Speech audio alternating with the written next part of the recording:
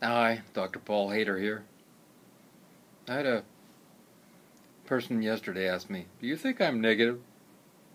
And I said, "I don't think so. You can be a little bit on the uh,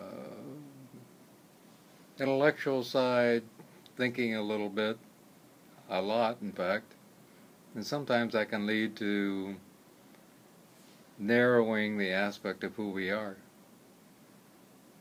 And so you have to decide whether you're negative or not. And that's what we all have to do. We have to decide whether we're having these negative opinions and negative aspects come up inside of us that other people are noticing. And then allowing ourselves to make a course correction. Have you ever gone sailing and they have these devices that automatically auto-helm that corrects the course so you keep on track to where you're going? And having been a sailor myself, I know that sometimes you even have to correct the auto helm to make it sure you get to where you're supposed to be going. And I think that's really important for our own lives, that we have to correct the auto helm of our life to get to where we want to go. So we do have this course correction process that we go through. And we need to see that we're drifting off the way that we want to be, and allow ourselves to make that course correction back to a loving, kind, giving person. And that's not easy, and sometimes we do need the input of others so that we can, you're right. And the biggest thing is for us to be open to whatever the answer will be.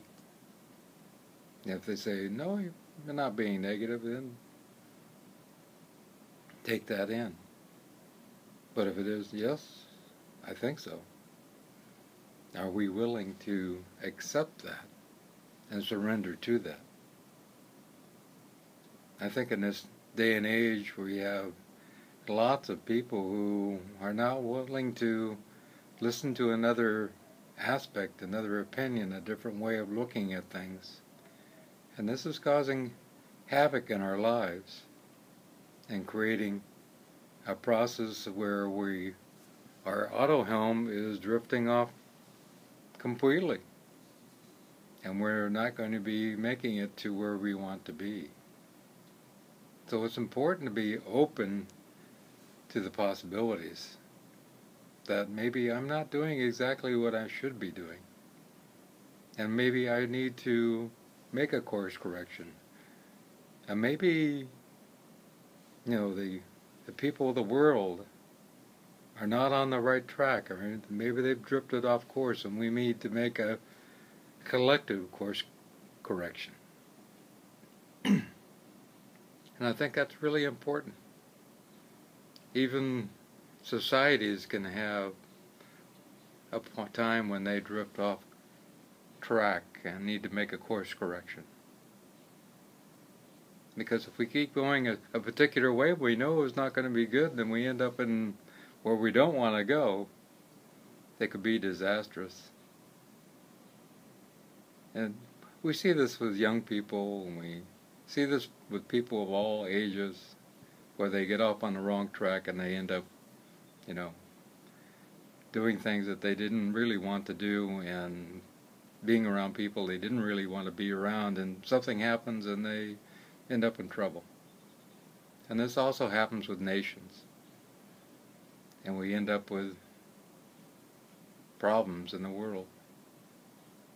So it's about us allowing ourselves to be an embodiment of the divine divinity that we believe in, whether it be Buddha, whether it be Christ, whether it be Sai Baba, Ramana Maharishi, Krishna, Muhammad, whatever it is. Allow ourselves to embody that being, that divine being. Allow ourselves to be an embodiment of the great Creator. And allow ourselves to say, what would Jesus do? What would Buddha do? What would Sai Baba do? What would Divine Mother do? And then allow ourselves to make that course correction from that point on.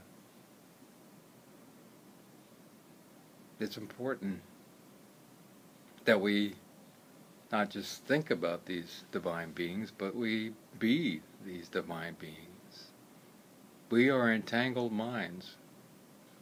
You know, their consciousness is out there for us to be one with.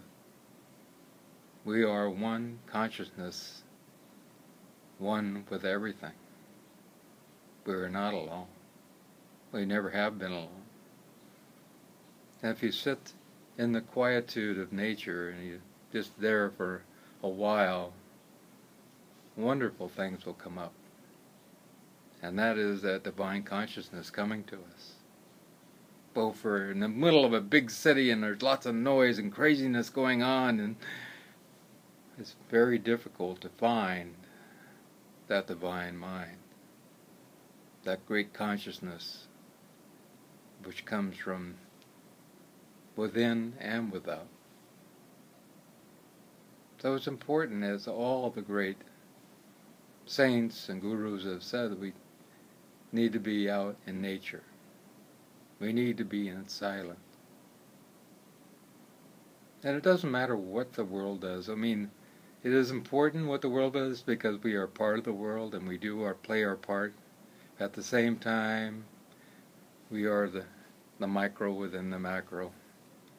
And what we do reflects in the rest of the world.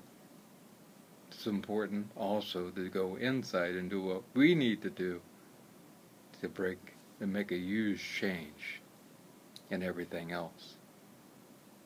And that's when we find that peace. We have extra food, we share it with a neighbor, like I did yesterday. We had big watermelon, you know, I cut it up, take some to the couple of neighbors.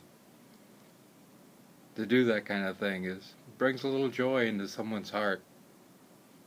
It's not important what it is, but to share the love, just to share a joy, just to go over to a neighbor and, you know, ask how they are doing and see if they're okay. That makes a huge difference. Sometimes people are very alone, and just by asking, it makes them feel like they're not alone in this universe, that somebody does care. And we all have that possibility of doing those type of things and making a difference in the world. But we have to set our course correction and allow ourselves to come back to that one thing which we are headed to, which is divine love. I love you.